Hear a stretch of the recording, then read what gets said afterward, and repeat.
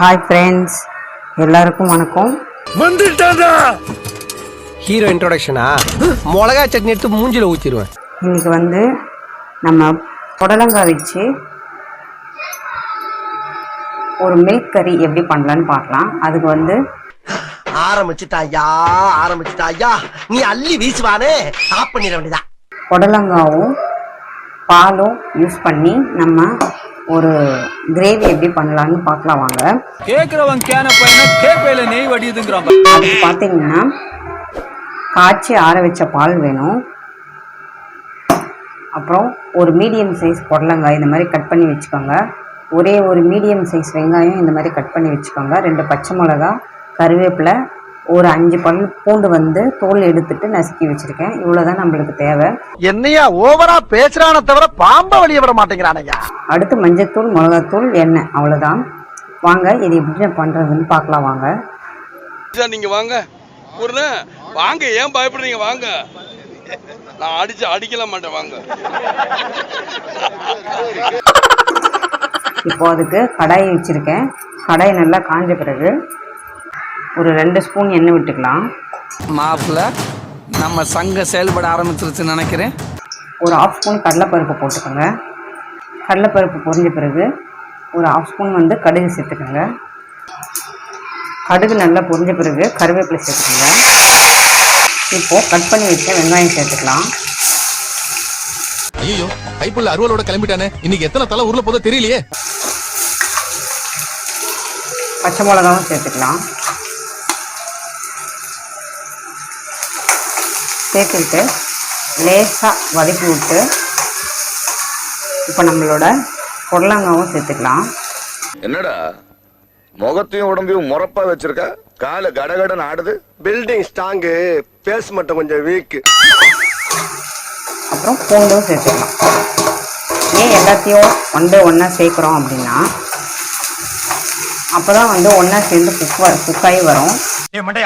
இனிமே நீ இங்கிலீஷ் பேசுன ஒரே அப்புல உன்னை மக்காஜி பண்ணிடுவேன். நம்ம வெங்காயம் வந்து நல்லா வதங்கின பிறகு புடலங்காய் சேர்த்தோம்னா வெங்காயம் வந்து புடலங்காய் வதங்கிறதுக்குள்ளே கரிஞ்சு போயிடும். அதனால தான் எல்லாத்தையுமே இதே மாதிரி ஒன்றா சேர்த்துட்டு உப்பு சேர்த்து வேக விட்டோம்னா மூடி போட்டு ஒரே மாதிரி ஈவனாக வெந்து வரும் நம்மளுக்கு. இப்போ நம்ம உப்பு சேர்த்துக்கலாம். என்ன பண்ண போற? ஏன்டா பதற? இந்த அளவுக்கு நான் வந்து ஒரு டீஸ்பூன் அளவுக்கு சால்ட்டு சேர்க்குறேன். ஒரு 1/4 டீஸ்பூன் அளவுக்கு மஞ்சள் சேர்த்துக்கிட்டேன். இப்போது நம்ம அடுப்பு சிம்மில் வச்சுட்டு இது ஒரு பெரட்டி விட்டுட்டு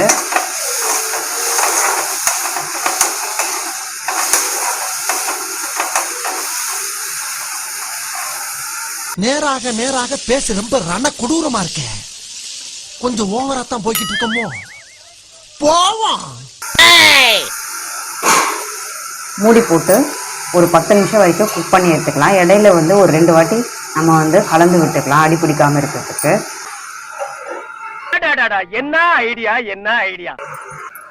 இப்போ நம்ம ஓப்பன் பண்ணி பார்க்கலாம். நான் நடுவில் ஒரு வாட்டி கலந்து விட்டேன். இப்போது நம்ம புடலங்காவும் வெங்காயம் எல்லாமே நல்லா ஈவனாக குக்காய் வந்துருக்கு பாருங்க. என்ன தெரியுதா? இல்ல குத்துமதிப்பா வர்றியா? இல்ல தெரியுது. வேணாம், போய் சொல்லிட்டாங்க, போய் குப்பை மூக்கு உடைஞ்சு போய். பால் கூட ஆட் பண்ணலாம். ஆனால் நான் வந்து காரத்துக்கு இன்னும் கொஞ்சம் காரம் நல்லா வேணுன்றதுக்கோசம் மிளகாத்தூள் ஆட் பண்ணுறேன். ஒரே ஒரு டீஸ்பூன் தான் ஆட் பண்ணுறேன். பப்ளிக் பார்த்தா என்ன நினைப்பாங்க? ஃப்ராட்னு நினைப்பாங்க. ஃப்ராட் இல்ல, நான் ப்ரொஃபஷனல். ஐய் ஓடாத நிலே. இப்போ இதையும் நல்லா கலந்து விட்டுட்டு மிளகாத்தூளோட பச்சை வாசனை போகிற வரைக்கும் மூடி போட்டு ஒரு 2 நிமிஷம் நம்ம வந்து குக் பண்ணி எடுத்துக்கலாம். ஒரே கேள்விதான், ஒர்த்தா இல்லையா? சார், உயிரை கொடுக்கலாம் சார். இப்போ நம்ம சேர்த்த மிளகாத்தூளோட ஸ்மெல்லு போயிடுச்சான்னு பார்க்கலாம்.